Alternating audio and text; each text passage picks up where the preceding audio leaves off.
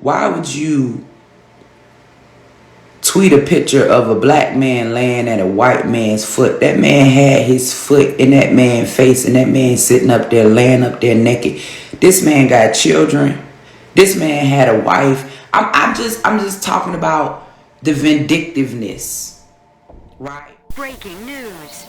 If it bleeds, it leads. In your news today. You are now tuned in to Dirty Laundry Media. Stand by.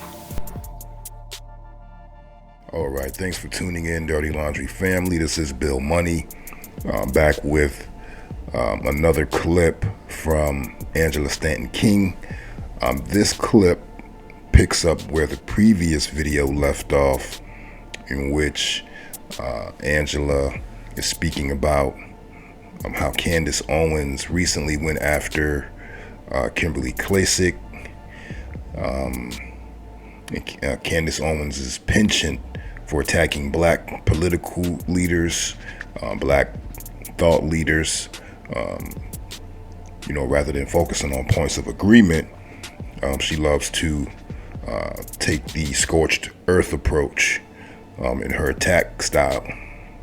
Angela talks about some things that I always mention about how the black community needs representation on both sides of the aisle. She asks about what does Candace gain from her attacks on people like Kim Klacik? Is it jealousy? Is it envy? What is it? Who's paying her? We need to look at her associations.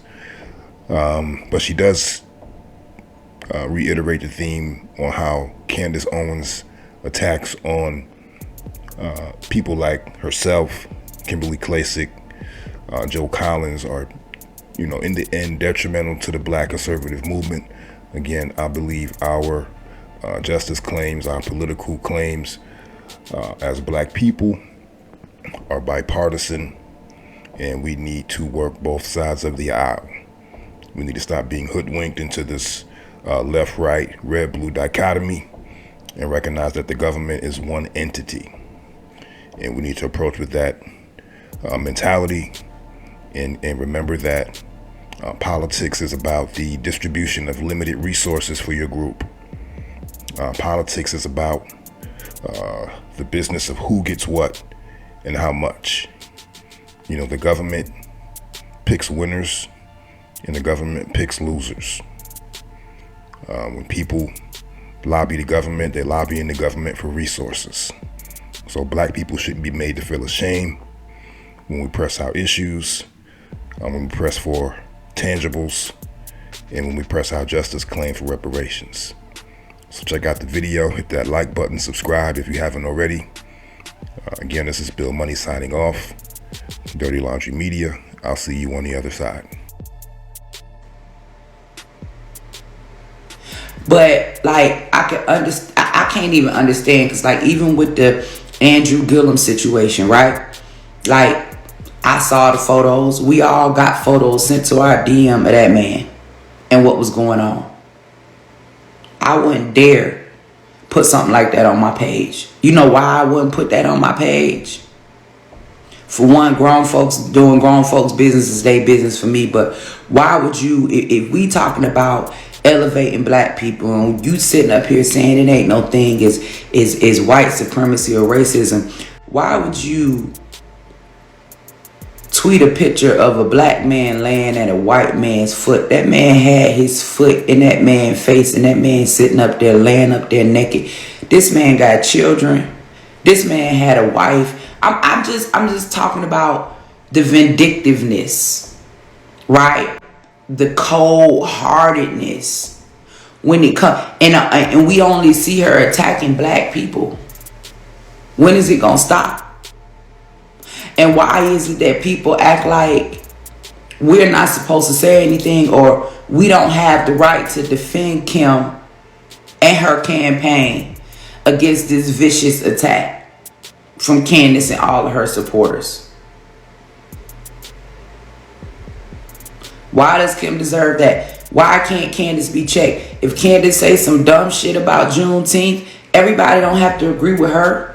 Just because I'm a Republican or claim to be a conservative, or just because I support Trump, don't mean I agree with everything Candace. I don't have to agree with what Candace says. Kim not agreeing with what she said about Juneteenth or making her comment about Juneteenth is not worthy of Candace trying to George Floyd her. She want to lynch her. Why? What do you get out of this? What do you enjoy? What is it doing for her? It's clickbait. You messy as shit, right? You about bad as me. You might just be a little bit more articulate with it because it ain't nothing but gossip. You messy. It's clickbait. You're jealous and envious of the attention that she's garnered, because if it wasn't jealousy or envy, it would be support. You would support this person. But when you're jealous and envious of a person, you can't find it in your heart to support them. Not only can you not find it in your heart to support them, but you can't find it in yourself to even find some type of ground, right, where you can stand on and agree together. So what I'm going to make sure that I do when I get my page back, because it's coming back, is make sure that I am supporting Black Republicans that are currently running for office. I think that the Black community needs to see another side, and not just Black Democrats being a representation of them, because we know that the Democrat policies have been destroying the Black community. And because of that, we need to be presenting the Black community with other options. And other options are Black Republicans, right, that are also running for Congress. They need to see that there are Black Republicans that do relate to them, right, that do understand their struggle, that are going to vote for what's best for them. Because see, right now, what everybody is looking at, and I did a podcast yesterday about this, it's like they feel like the GOP is racist. They feel like they're not welcome in the Republican Party. And one thing about those Democrats, even though they lying to us and they misleading us, and I know that they the real puppets, this is hard work trying to convince your people that the Democrats not for them. This is hard work trying to convince them that abortion really is ending Black life. Like it is hard work trying to convince them that the people that say that they're for us are against us, when the people that say they're for us are always speaking out against us.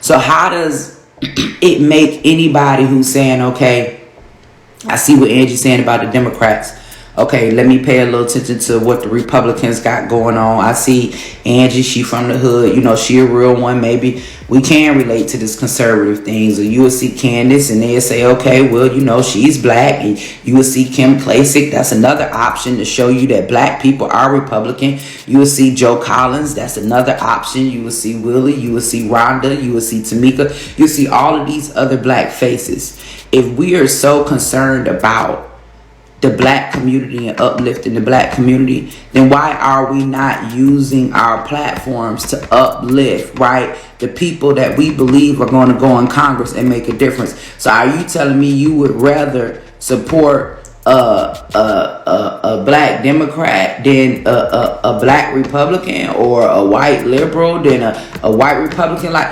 when it comes to the people that's going to go in office and do what's best, why are we not supporting them? Right? Me, I'm pro-life. Kim Klacik, I think is pro-choice to a certain extent.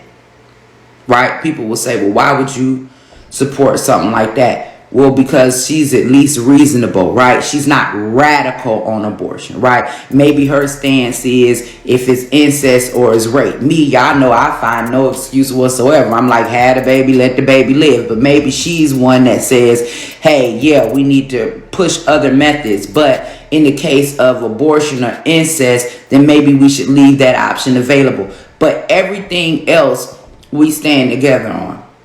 Where she's at in regards to our economy, right? In regards to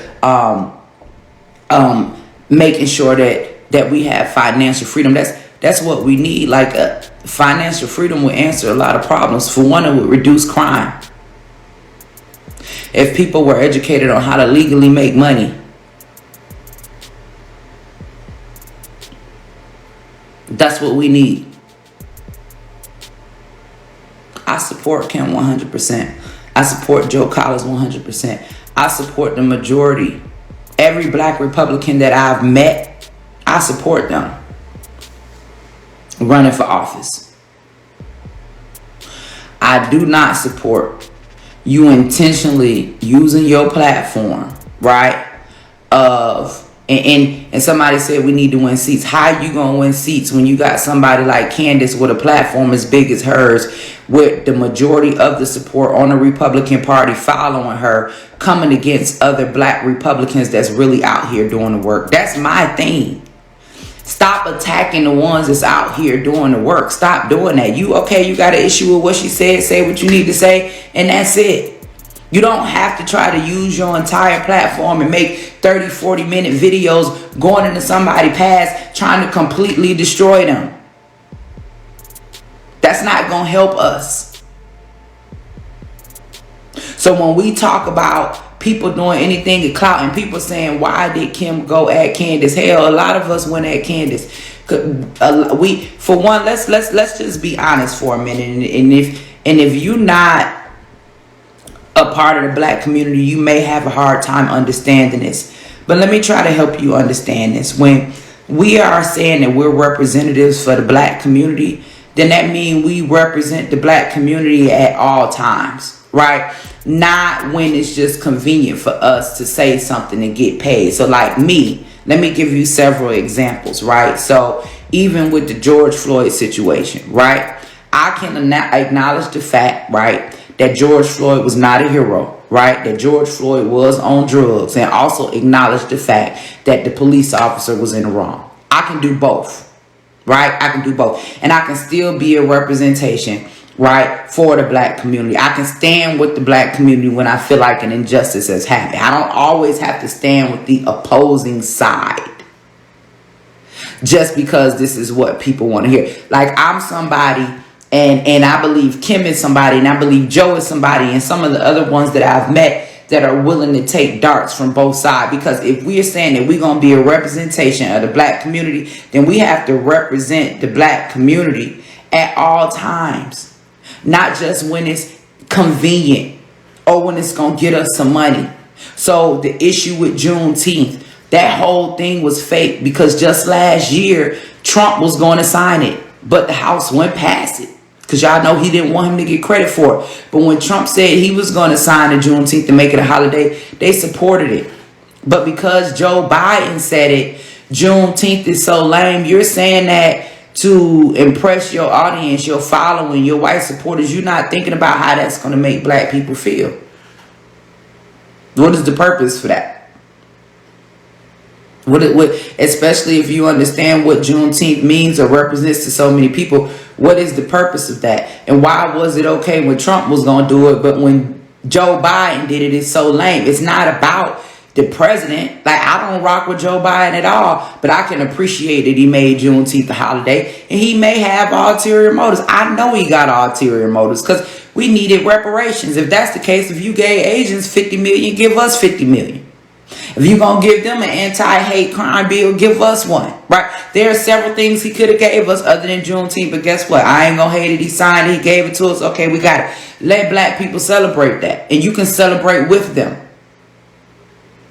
So when you say something like Juneteenth is so lame, and the Republican Party has put you on a platform And every time black people turn on the news, they see your face and they're looking at you like you are the black voice for the Republican Party.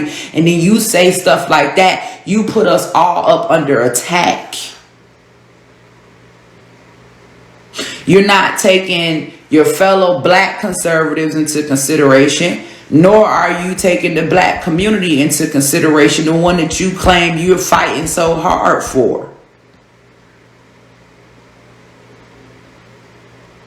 So we have to check it, because when it goes unchecked, they put us in the same box.